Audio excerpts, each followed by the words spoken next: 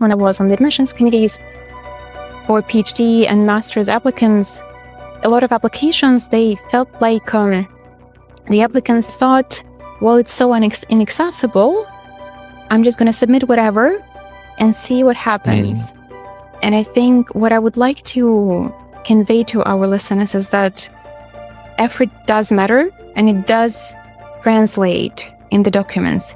Unfortunately, it's not the only thing that's going to influence the outcome. It never is, but it's definitely worth investing. The investment will be into different things depending on what stage you are at. If for master's, it will be, for instance, your personal narrative. For PhD, it will be your research project and your research interests. But I feel that it does have a lot of influence. Welcome to Beyond the Thesis with Papa PhD, your weekly inspiration for post-PhD career development. With me, David Mendes. Today, I have the great pleasure of having with me Daria Levina. Daria is a Harvard-educated lawyer, an academic, an author, and she's currently working on her third book in the field of cross-border trade and investment dispute resolution. And that, from our conversation before, Daria, is based on your PhD. Daria, welcome to Beyond the Thesis. It's really a pleasure to have you here. I really find it interesting, and I'm really curious to know about how you ended up building and creating Harvard State of Mind, which is actually a website. So if you put a .com after that, you can find all of Daria's work there. But yeah, welcome to Beyond the Thesis with Papa PhD. It's really a pleasure, and thank you for your time today. Thank you so much for having me. Really happy to be here. Yes, and as mentioned, I am a lawyer turned academic turned entrepreneur. I have in total 5 law degrees, and I decided to stop for now. And I'm working on a project that's very dear to my heart at the moment, which is helping other people with graduate applications. And yes, in parallel, I'm working on turning my thesis into a book. That's amazing. Kudos on all your accomplishments so far. And also, as we say here in French, with your book, I'm sure it's quite an ordeal to get something published. Now, harvardstateofmind.com, helping people with applications and things like that. It's really something that when you go into graduate school, it's something you are faced with. First, to apply to graduate school, then once you're there, apply for grants or for funding, etc. And, not everyone has a natural ease to do those things. And so, I'd really like to have you talk a little bit more about your journey, your experience doing these things, applying and getting better at writing these types of applications, etc. And then talk about how in your journey it came up that you thought, okay, there's a need here. The people around me are maybe struggling to do these things well and to have the results they want. I'm going to set up to help them because it's a great mission, and I think it's going to be interesting for the audience for sure. Yes, thank you so much. So I guess it started when I was a law student and I was doing my very first law degree, and I just felt drawn to opportunities that were international. And there were not many of them. Like, I was doing my law degree at the Moscow State University. And I remember I would see an announcement for a summer academy, and there would be a scholarship application, or I would see an announcement for an exchange study, and I would just feel that I needed to apply. And I actually learned languages specifically because I wanted to access those opportunities. And when I started my law degree, I only spoke English, and many applications, especially with scholarships, they were in either French-speaking or German-speaking countries. Okay. And I needed a scholarship. And I started learning both French and German, and at some point I just reached a level where I could apply. I was still very far from feeling fully competent, but I could write a motivation letter and translate my CV because, of course, there was no ChatGPT back then. And I just started applying, and I saw results. And I also noticed that other people were facing largely problems that would fall into 2 categories. One would be technical problem, because when it comes to applications, it's just a whole world, and you need to understand how to navigate it. You need to understand what the other side is expecting. For instance, what are the expectations of the selection committees, how to present your experience, how to describe your motivation. Especially, it's hard if you come from like a very formalistic culture. And I see that across multiple countries, that just people who are not used to a context where they are asked to just talk about themselves in a professional manner, but also very personally. And then there is another type of problem, and that's a psychological problem, a problem of feeling that you can have access to opportunities. And I've seen that across many cultures. And so I started also helping my friends. And quite a few of them told me that before they talked to me, their problem wasn't as much a technical problem as they just didn't think it was for them. And that I started noticing that I have this skill maybe of inspiring people to pursue things that they need to progress in their studies or in their professional lives. And for many years, it was just a side thing for me. It was just something that I did for friends, for people who came through friends. And about a year before I started my PhD in 2018, I thought, well, by now I have more expertise in application writing than I have as a lawyer. I might as well give this expertise some tangible form outside of my brain. And I tried a lot of forms. I tried to start a startup, and the idea was to create a database that would collect demographics and preferences, and then it would recommend programs and help find specifically funding. Because funding is a huge issue. Of course, yeah. But then after some time of doing that, I did that in parallel to a job that I had. I worked in the Netherlands at the time. I realized that a startup, the life of a startup founder is just not for me. It's not something that I am willing to do. And the next step was to join a mentorship program that an acquaintance of mine, an American that I knew, he founded in Shanghai. And I was an admissions mentor there. And then I joined another project of a friend of mine, also helping people one-on-one. And eventually I just came to the idea that I am ready to do this on my own. And about 3 to 4 years ago, I started a blog. And I started writing about my experience of applying for a master's, then applying for PhDs, specifically with a focus on funded opportunities, and eventually postdocs, because I also did that stage of academic life. And that grew into the project that I currently have, Harvard State of Mind, part of which is a consultancy and part of which are materials that I create in the form of blog articles, guides, and self-paced courses. Okay. Very good. So it started as a blog and then it developed into something more. Yeah. So it's interesting that you did something that a lot of graduate students do, especially in the domains that I'm familiar with, like life sciences or biomedical, etc., which is the startup path. But like you said, startup is not a path for everyone. It's very particular in what it demands and in the type of exercise that it is. So it's totally normal that you've eventually understood that it was not something for you. Of course, it makes total sense.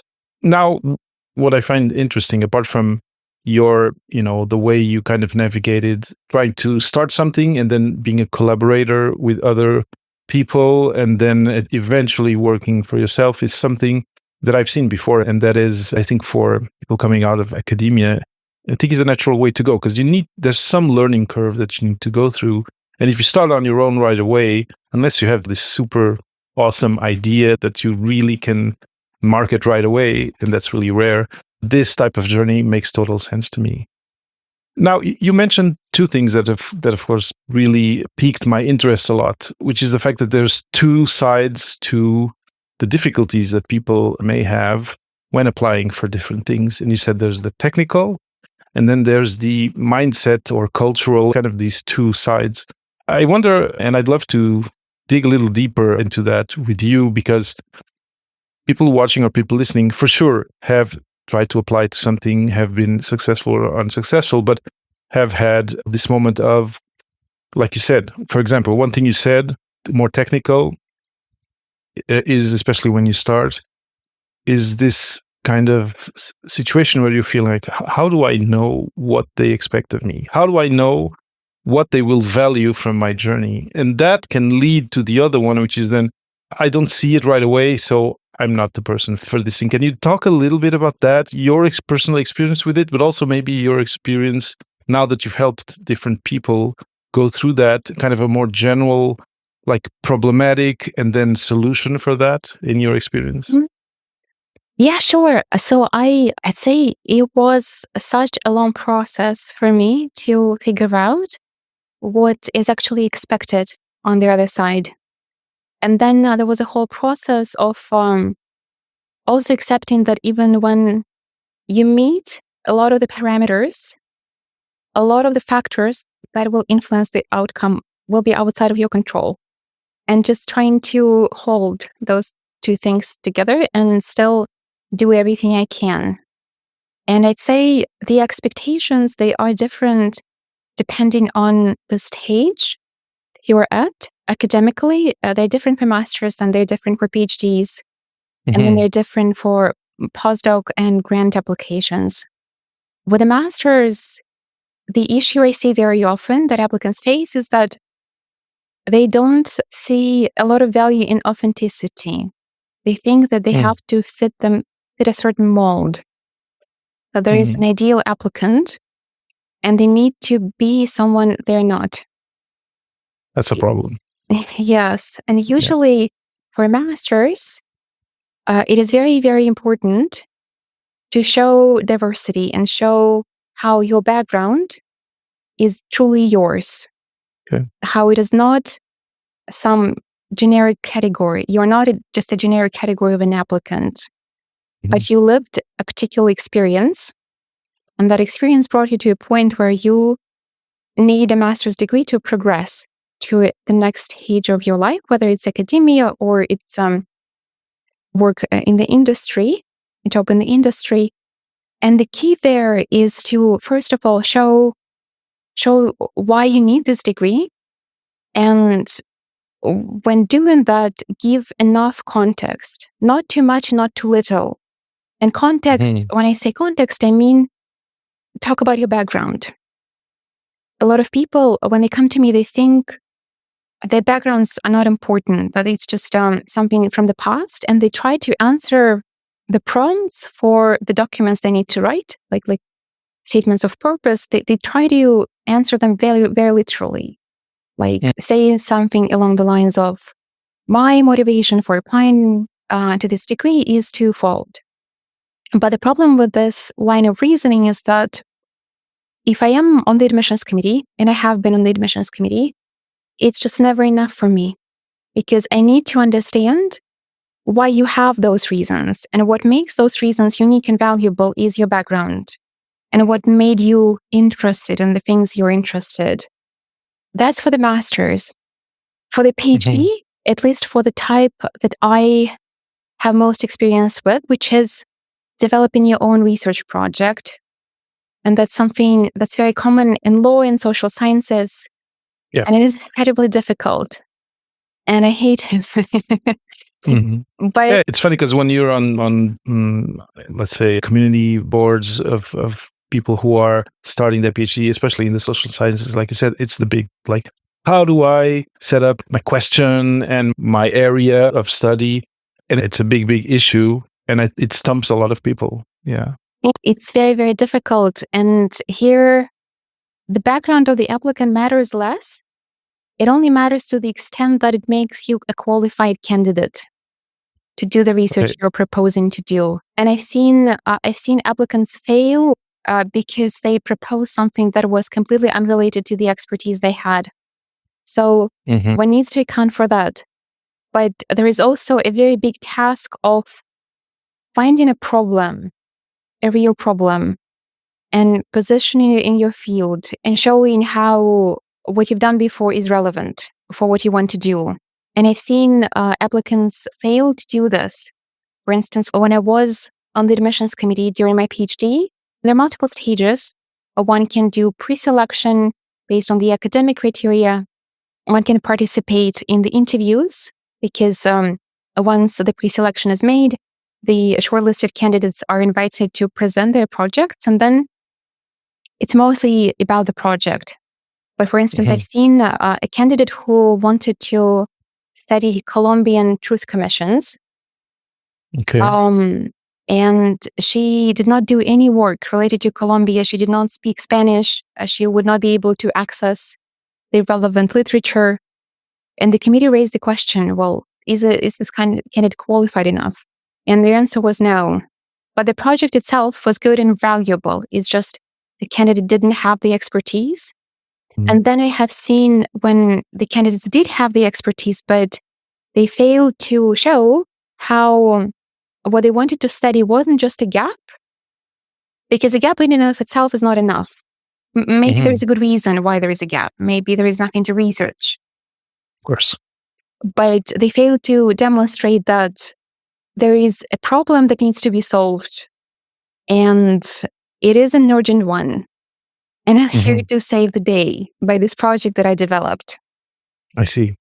That's a great, what you just said, like, look, there's a gap and there's actually, it's not just a gap, like it's just not an absence of, it's just not the absence of a subject. There's a need that needs to be, there's a day that needs to be saved. And I just love that you said, I'm here to save the day. If there's no day to be saved, what you're saying is, then there's no actual subject there for a project, because you're not to anything substantial or tangible. That's how I'm understanding what you're saying.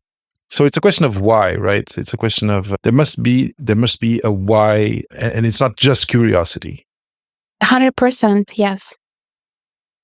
And I really appreciate you kind of laying out the difference between the master's level, the PhD level, because they feel like similar in a way, master students, PhD students, but the expectations changed by an important degree from one to the other. And the way you explained it makes it really clear. In one of them, you kind of set yourself to become an expert in something. In the other one, you just, and that's why the background is more important in the masters, you're just telling, look, I am this person, I appreciate this subject that you're working on, and here's why, and then you go to your background. Here's why I am the right person to be doing a master's with you on this subject or whatever in this program, for example, let's say. It's much further from expertise, because you haven't developed any expertise yet. You have a potential that you need to show, right? Then there's the other tier, let's say, which is like postdoc and professorship, etc. And there, of course, I guess you get more and more focused into specific sets of skills and specific, but we can talk about it later, because I think there's still some aspects during the master's, yes, but more the PhD, because it's a longer experience. And so one of the questions that comes a lot, or one of the conversations that's always happening, is around funding. Now, I know that in the domain I come from, life sciences, you don't do a PhD in cell biology if you don't have funding. It just doesn't happen. But I know from talking with people in different domains that in social sciences, it does happen. And that the dynamic of getting funding, not getting funding, and even the span of PhD is a much different thing on that side. And of course, because the PhD is this longer experience, that's where it can become quite extreme. Do you have anything to share about that part of things? Going through a PhD, asking for some funding, then that funding is getting to an end. You need to start looking and trying to continue or extend your funding, etc. How has that been for you? And how do you see it today with the people you work with? Is it getting harder? Is it getting easier? Is it getting better? Those are all questions I'd love for you to talk about. Sure. I'm going to start with an answer that is very characteristic for a lawyer. And That's fine. It depends. Of course. I have 2 PhDs, and I had very different experience with both. Okay. And the first one, I started it right after I finished my first law degree, and it was on a sheer enthusiasm for law. I just wanted to do so much, and I had a full tuition fee waiver, so that part was covered, but I still had to pay for my own living expenses. And that is a very, very common experience I would say in Russia and generally in a lot of post-Soviet, post-communist countries. That's what I've heard from PhD students in Latin America. Okay. It is just when you do a PhD, and this is for you, for your own pleasure. But you do have a full-time job. Wow. And everybody I know did that, so that didn't feel awkward. And I did not know about the possibility of doing a fully funded PhD until I actually went to the US.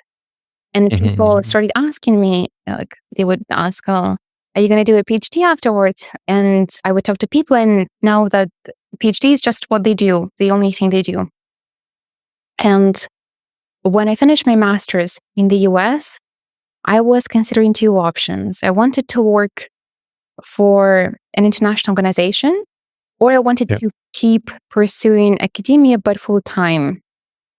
And I got an offer to work for a court in the Netherlands. And that's an international organization. And I started there. And about a week in, I thought, okay, this is lovely, but I'm going to apply for a PhD. Because I just, I could not deal with all the bureaucracy, and I really wanted more freedom. And so I made a short list of PhD programs to apply for. And number 1 was the European University Institute in Florence, Italy. Okay. And that's a very, very well-known cluster for social sciences and law and economics. Also history. There are 4 faculties. And it's a pretty unique place because it was founded by the EU member states in the 70s, just for the PhDs and just for social sciences. Okay. And now it's expanding to masters, but it started as a research cluster. And I learned about it from an acquaintance of mine. She's a professor in Spain now, and she remembers it as the best time of her life. And when you apply there, you always apply for a grant simultaneously. Okay. But the downside is that you have to come with your own research project. And the grants are based on either your nationality or where you did your degree. And there is a variety in terms of how competitive they are. Okay. For instance, I had a grant of the Italian Ministry of Foreign Affairs. That's one of the most competitive grants. Like, there is a 2.9% success rate. Wow. Yes. And then there is, for instance, there are grants by other EU member states. They either have more money or they're willing to fund more people. And so I only applied for that. And speaking of funding, I considered multiple other options. I considered, for instance, Oxford.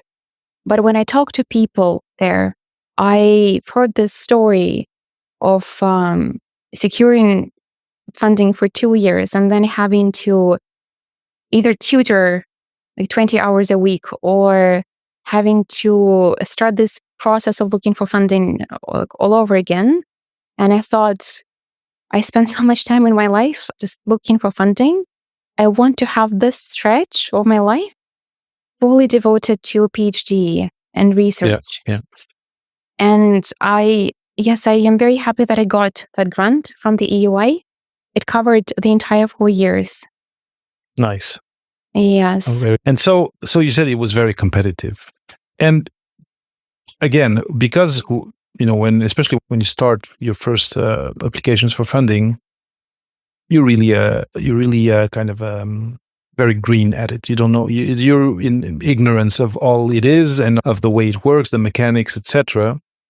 But when you say it's very competitive, what does it mean for the candidate? Let's say I'm someone who has already worked with you and broken that mindset of, oh, this very competitive is not for me. I broke that. I'm past that.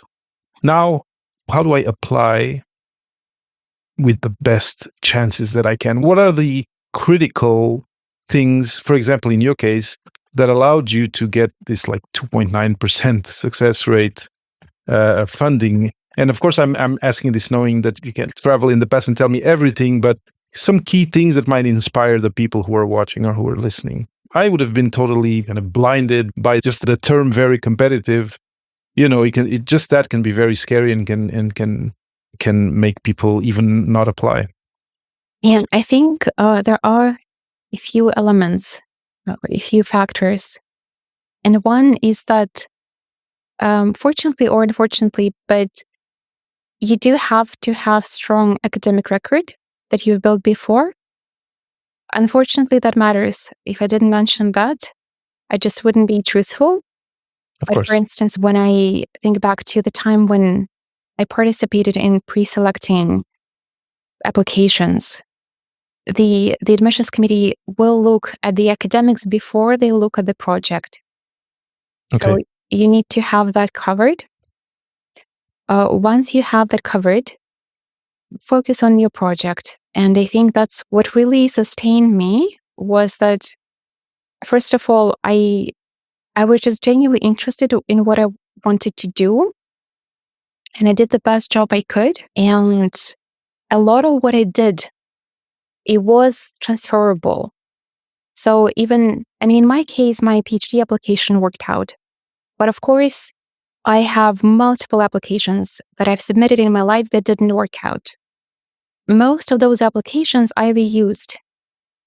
And I think Okay. that's really important to understand that it's a game in which you need to be for the long haul, and think long term, and not allow yourself to be discouraged by failures. And they will happen, and there will be a lot of them. And what really helped me was not to see the effort that I put into the applications that failed as wasted. Yeah. I think about how I can use them. And something that also really helps me is just learning to depersonalize failure. I do still have that tendency, and it was very strong when I was just starting out my academic journey. And what I learned to do was to understand that each success and each failure are due to the ecosystem of factors. And your contribution is very important. And that's what I always suggest to focus on, what you can do and what you can control. But there will always be things that you just can't control. For instance, you don't control the pool of the applicants. You don't even know who else is applying. And it's been really helpful for me, because I think a lot of what I internalized was this very Western narrative of success, that it's all individual. And if you succeed, you get all the credit. But if you fail, you take all the blame. And I've been gradually moving towards a more holistic understanding of it. I agree with you. I think it's really important. And taking it personally can take a toll in different ways. It can affect your mental health, but it can also just simply reinforce in you this idea of, oh, this wasn't for me anyways. And then you can disinvest, because you said you need to be there for the long haul, but taking it personally can make you, each time it happens, there's a rejection of some sort. It can slowly bring you away from that mission, and eventually you give up and you extract yourself from it, even though maybe you were like one application away from getting what you wanted. Exactly. And something that I wanted to add is that, as many academics, I do tend to spend a lot of time in my head. Mm-hmm. And what helps me with applications, especially when I get a rejection, is to do something related to physical world. for instance, go to a dance class or learn a new recipe or do yoga, something that really brings me into my body. Because when that happens, it's much easier for me to come back and already have some distance between me and the application and just tackle it in a way that I wouldn't if I just kept dwelling on it. Just dwelling in, just ruminating or dwelling in, for sure. It makes total sense. It's interesting. The episode 2 weeks ago, based on the time of the recording today, was about someone who burned herself out during masters. And then the way she found to actually be able to continue her academic journey and go into the PhD was through actually first just trying out yoga, then really liking it, and then like it became her thing, and even meditation. It's super important, and thank you for mentioning it, because again, very often when we're having these academic conversations, they tend to be very brainy, very kind of departed from these more mundane things, as just move your body and what was the term she used? Work on your body-mind connection in a certain way. Yes, I learned this by accident. When I was applying for a master's, I remember that. So I applied for 2 years, and the first year I applied to programs in Europe.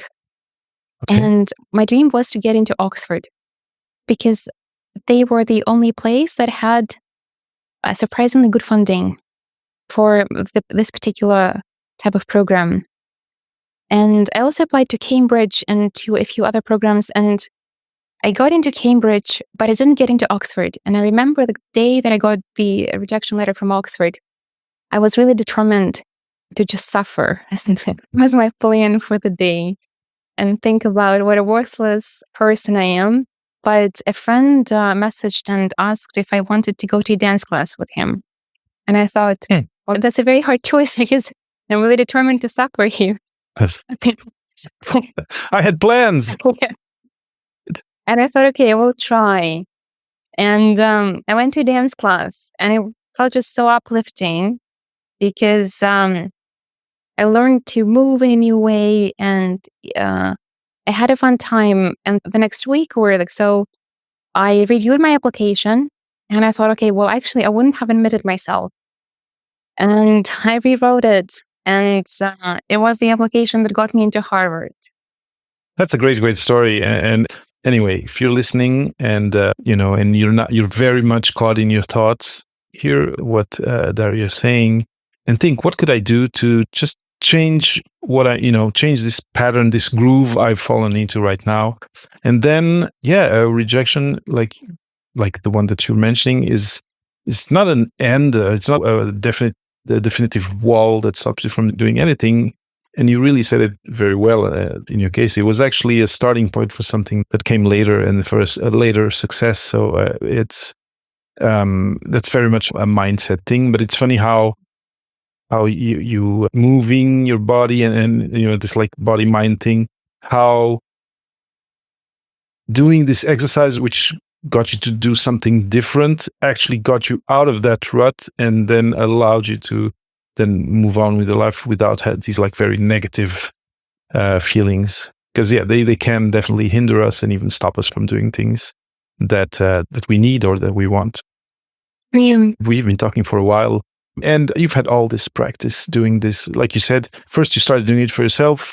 It started working for you so much that you started finding, okay, I can help people who are struggling beside me, and then getting the feedback that it's working for them.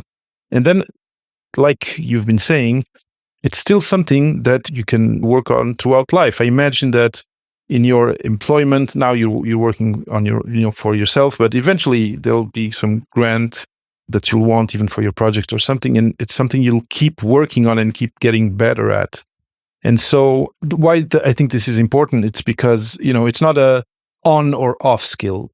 From what I hear, from what you're saying, it's a muscle that you work at and that you can strengthen throughout each experience. So each application, like you said, is kind of a step in this path of becoming good at it.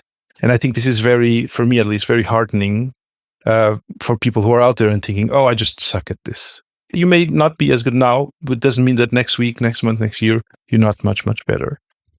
Now, one thing I'd like, so where I'm going with this is, one thing I'd like people to take home from this is what not to do. Are there like one or two things that you see people doing all the time out of ignorance, out of not having done it enough, but that we can share with them today? And if they listen to the episode, they will never do again.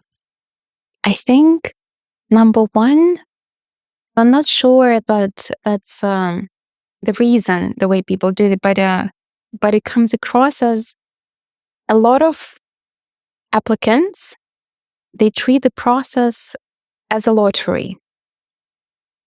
And I think there are ways in which it can be a lottery because it's humans evaluating humans. The margin of error and the margin of appreciation is just very, very large. But it's not a lottery in a sense that nothing you do matters. And I think I've seen that across a lot of the applications that I evaluated when I was on the admissions committees for PhD and master's applicants. A lot of applications, they felt like the applicants thought, well, it's so inaccessible. I'm just going to submit whatever and see what happens. And I think what I would like to convey to our listeners is that effort does matter and it does translate in the documents. Unfortunately, it's not the only thing that's going to influence the outcome. It never is, but it's definitely worth investing. The investment will be into different things depending on what stage you are at. If for master's, it will be, for instance, your personal narrative. For PhD, it will be your research project and your research interests. But I feel that it does have a lot of influence over the outcome. So never fall into the error of saying, I'm just going to throw my head in there and then we'll see. From what I understand, that's simply a waste of time. Yes, I would say so.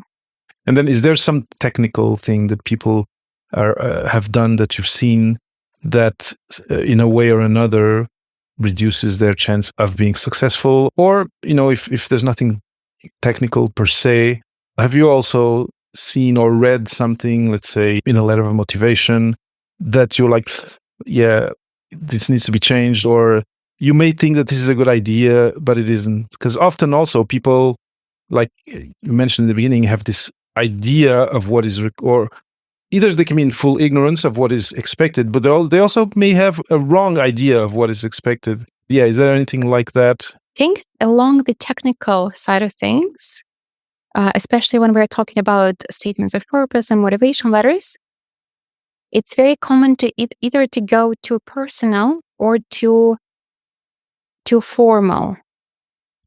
And I've seen both very frequently. For instance, I will give you an example. I've been evaluating applications for an academy. It wasn't a degree program, it was a winter academy in dispute resolution.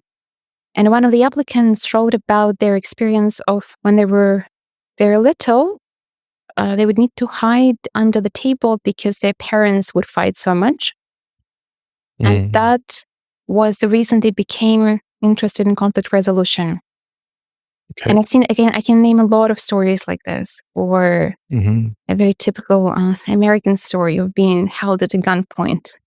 I've seen that in motivation letters. And what happens is that as a member of the admissions committee, these people have my full compassion, of course, 100%. But it feels very inappropriate in an application because what I need to make a decision about the distribution of a limited resource, specifically the spots on the program. And what I need to understand is how it's going to help you. And I need to understand, first of all, that you really need this degree. It's really important for your professional development. And we also need to understand broadly that you will be successful during the program and afterwards. So I need the proof of your academic record. Those two things are the most important. And very, very personal story does not meet my need. I have given it so much thought. And my hypothesis about why this happens is that very often graduate applications are the first point in life when people are asked to truly reflect on their journey. But we're not taught how to do that. And the process can be very therapeutic, but it still needs to work with the application because we still need to think about the context. And so that's one technical thing that I see very often. And another technical problem is that many applicants, they just go too formal. And what they do is they recite their CV. And that also doesn't meet my needs because I already have your CV and I already have your application form. So I need to understand what all those experiences that you were talking about meant for you subjectively, what they meant for your professional development, and how they influenced your decisions about where you want to go next. I would say these are the really big points.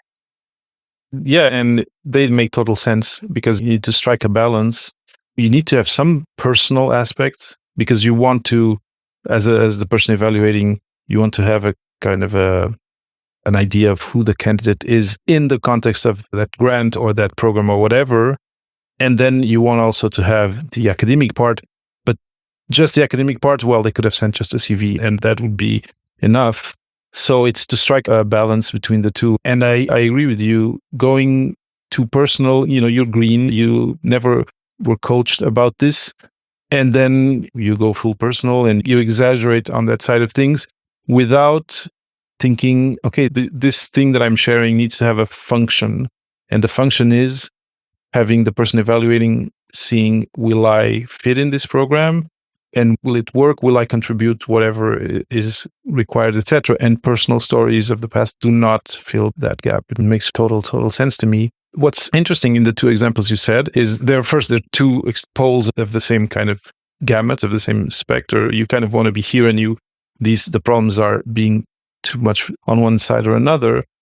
Though I've never experienced or seen the first one about being too personal, but in the context of job applications for PhDs, I definitely can confirm that being too formal and being too glued to your academic CV is an issue still. And that's why I talk about strategic storytelling is the term that I've coined for this. People need to practice being a little bit less like cold data when they're doing these things, when they're applying to these, be it grants or whatever, and they need to learn how to add some narrative aspect to this conversation, even though it can be through a form or whatever. And I think most of us need it when we're coming out. And I think it's really precious that someone like you is helping people do that, because it's not an easy skill to gain on your own. You can hit your head a lot of times before you understand, okay, improving my CV every time and it's still not working. Well, there's something else that's wrong. And that's why it's super precious to have people such as you to help people do that. Which leads me to the following thing, which is if people appreciated the stories you shared about your journey, but also about your experience with helping people in applying for different grants and things like that, please share where they can find your work, where they can find your offers, and where they can just reach out to you to say thank you or to share a story. How is it that they can connect with you, Daria? First of all, thank you so much for the encouragement and the kind words. That really means a lot. I will be very happy if our listeners reached out. And first of all, I have my website. It's www.harvardstateofmind.com. And there's a contact form. You can message there. I also write on LinkedIn. I am Dr. Daria Levina there. I write there regularly, so I will receive your message. Yeah, that's it. I think those are the two platforms where I'm mostly spending my time. Marvelous. So I will share those links in the show notes of the episode. So if you're listening and you want to explore or reach out, just go in your app, or if you're on a browser, just go down to the show notes, and at the bottom you'll find the episode resources there, and the links will be there. Daria, before we finish this conversation and say goodbye to the listener, I'd like to ask you if you have a word of encouragement for someone who's out there who probably doesn't have mentors around to help them figure out how to navigate this very sometimes bureaucratic process that is finding out and building your academic career, but then also getting funding. They may be discouraged. Is there some word of comfort or inspiration that you can share to kind of close this conversation in an uplifting note and in an inspirational note? Yes, I'd like to say two things. One that comes to mind, and I reminded myself very often, is something I heard from, I think she's an American basketball coach. I think she's coaching the Stanford team. But Okay. I saw a very short clip of her. I forgot her name, unfortunately, but she says that you should not expect that things are going to get easier. Oh, they don't. What happens is that you handle hard better. And Mhm. fortunately I love or it. unfortunately, but I often find it to be true. I mean, there are things that do get easier, but there are things where I find myself and I think, oh my God, again, like I thought there should be a point where I've just overcome everything. Mhm. I've reached the Rubicon and now it's easy. And it doesn't. But in those cases, I do find that I do handle hard better. And Mhm. that does feel uplifting for me. And that's thing number one. And the other one is when I think about my academic journey, I think that something that really, really helped me was a skill that I developed to find support in unexpected places. First of Mhm. all, I learned to be very explicit about looking for support and asking people for help when I needed it. And with academic applications, unfortunately, the system works this way that you need a lot of help.